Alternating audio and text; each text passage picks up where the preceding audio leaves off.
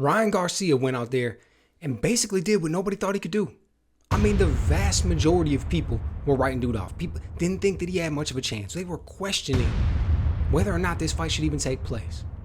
Right? We're looking at all the antics and all the crazy stuff and potential mental health issues and all of these questions that we're asking ourselves. Is this dude having drug abuse issues? We're talking about the way his voice is changing.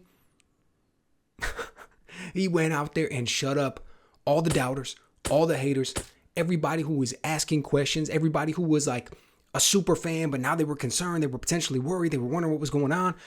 I was one of the first people to say it didn't even matter whether or not we were seeing all the craziness and all the whole circus and everything else that was going on. It didn't even matter.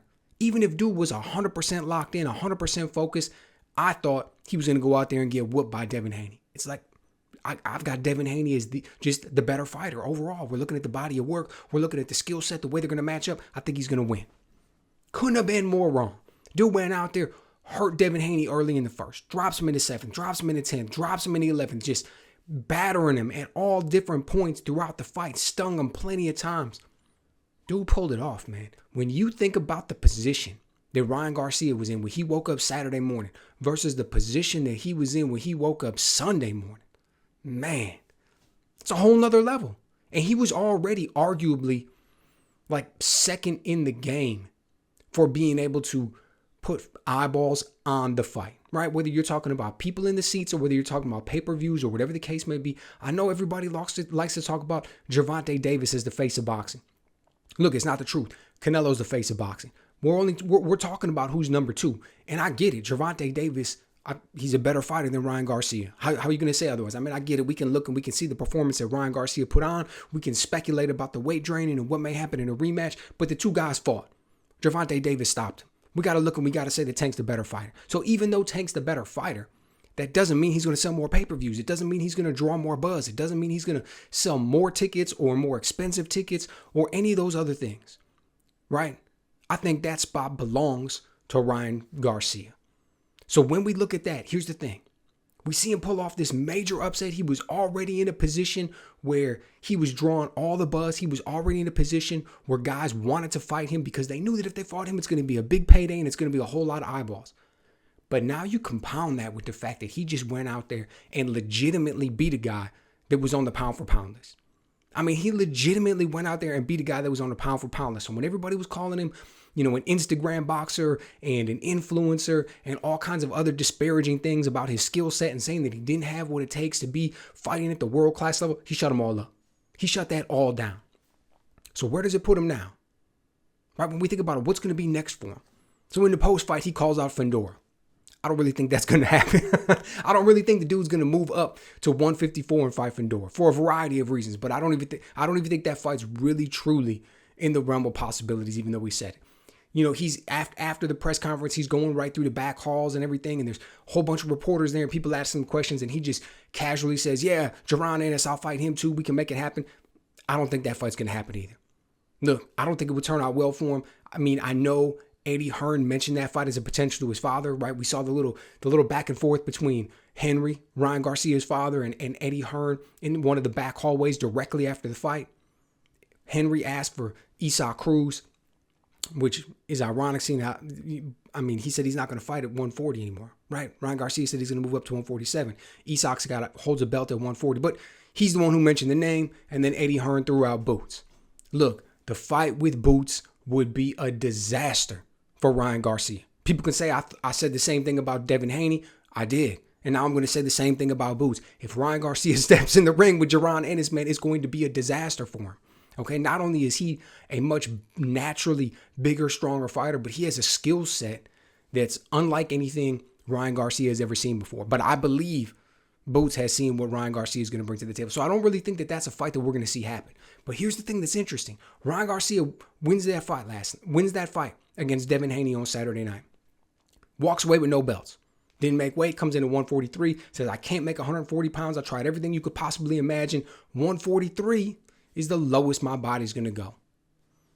Oscar De La Hoya steps in and says, anybody who wants to fight, we're going to make a catch weight at 145. Right? They were kind of talking about the rematch between Gervonta Davis and him, but he basically just threw it out there and said anybody's going to be at 145.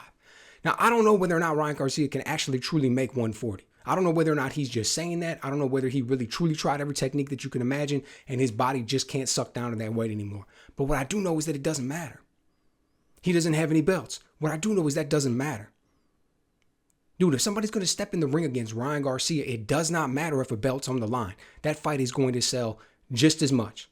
Just because of his name, just because of what he's done. You know, it doesn't matter who, if you look at that, whoever you want to put him up against, whether it was Boots or Fendora or Gervonta Davis or Isaac Cruz or Teofimo Lopez or Sabril Matiz, it doesn't matter who you want to put him up against. If you take that fight and then you add a belt or take away a belt, it's not going to make any difference. The fans at this point, as far as Ryan Garcia is concerned, I don't think they care whether or not a belt is on the line. Right? And in that sense, it reminds me of how Floyd Mayweather had it at the end of his career. Didn't matter whether or not a belt is on the line. The fight's going to sell or it's not going to sell. Now, it did sell, but my point being, whether it was going to be a big success or not, had nothing to do with whether or not a belt was on the line. Same thing for Manny Pacquiao. When you look at late in his career, dude had so much buzz and so much stuff going for him. Nobody cared whether or not a belt was on the line. That didn't determine whether people were going to buy the pay-per-view, whether they were going to fly into Vegas for the fight and buy seats, whatever the case may be. It didn't make a difference. Ryan Garcia is at that point now. All the chips are on his side of the table. Dude has all the leveraging power, all the negotiating power. 100% he's the A-side when he steps in there. So it doesn't matter if he can make 140. He can make 143 or 145. He gets to dictate the terms. And when we talk about what's next for him, dude, 147, really, it's not the division.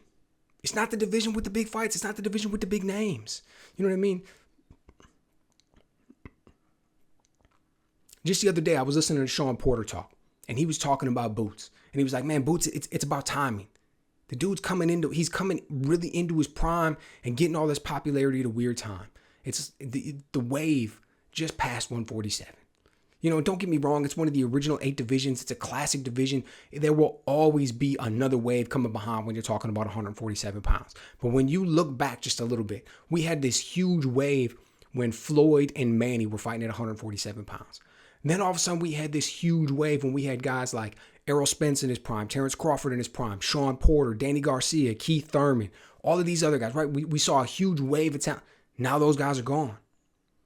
Those guys were either retired like Sean Porter or they're campaigning at 154 pounds. So when you talk about Ryan Garcia moving up to 147, we're not really talking about any big money fight sitting there for him with an established guy at 147 pounds. What I think we're more likely to see is a big money fight with a guy who's at 140 pounds, but we just throw it into a catch weight at 143 or a catch weight at 145. I mean, think about a fight with Teofimo Lopez. Dude, that would be through the roof, man. Could you imagine how much money that would generate? If Ryan Garcia came to Teo and he said, look, I want to make this happen. Here's what we're going to do. We're going to have it at 145-pound catch weight. You think Teo would turn that down? You think he's got something on the horizon that's so big, he's going to say, no, I'm going to push this fight with Ryan Garcia off to the side, not even entertain it, not do it or whatever, because of the extra 5 pounds. I'm not willing to do that for this because I'm going to go over here. Nobody's going to turn down that payday. Nobody's going to turn that down. Nobody's going to look at that performance against Devin Haney on Saturday night and say, it's so dangerous that I'm now scared to either take this at a catch weight and not get the bigger payday. Right? Because you got to remember, that's the thing. Anybody it's highly likely that if you're stepping in there against Ryan Garcia, you're going to be getting paid more than stepping in there against anybody else. So Ryan Garcia is in a position, man, where he has all the chips. He's got all the leverage and all the decision-making power. It's going to be fascinating to see what he does next. Does he want to go in there against an Isaac Cruz, right? Because his pops was the one who called that potential out in the back. Cruz has a belt at 140. Like I said, I don't think he would fight at 140. We're talking 143, 145. Does he step in there against dude? That'd be a fascinating fight. With the speed and the power that we've seen from Ryan Garcia, with the timing and the reaction speed that he has, and then he'd be stepping in there against a guy who's just absolutely relentless with his aggression, ferociousness, great power of his own. Be a good fight. Could we see him in there against Teo? A guy who's just got just as many natural physical gifts as Ryan Garcia. I mean, he doesn't have the height, he doesn't have the length, but look at the hand speed, look at the fast twitch muscle fibers, look at the power, look at everything that he brings to the table. Dude, I mean, we could see some fireworks, man. We could see some really big things happen. So fascinating to see how he decides to take this, how he wants to play this. Because anytime you see a guy like really, truly cement himself and establish himself at the top, if he's got a good team around him, which I believe he does. I believe he has a team around him that's going to advise him to make the biggest fights, advise him to make the best fights, advise him in a way that's going to be most beneficial to his career. You've got a guy like Oscar De La Hoya who has the ability to make those fights happen, right? To actually bring them from the back room into reality. There's going to be some fascinating things happening with Ryan Garcia, probably the remainder of this year going into 2025. This was a fight that just complete huge upset. Just took the apple cart, man, flipped that thing over, just smashed all the pundits and everybody else that thought they had it figured out, completely flipped the script. And now dude's sitting there, man, and he has got to be kicked back, feet up on the table, and just fielding phone calls, man, and just sitting there thinking about what's going to be next. What am I going to do? Who am I going to give the privilege to step in the ring with me and get this massive payday? I mean, what do you guys think? Who do you want to see him step in there with? And who do you think we're actually going to see him in there step in there with? Let me know.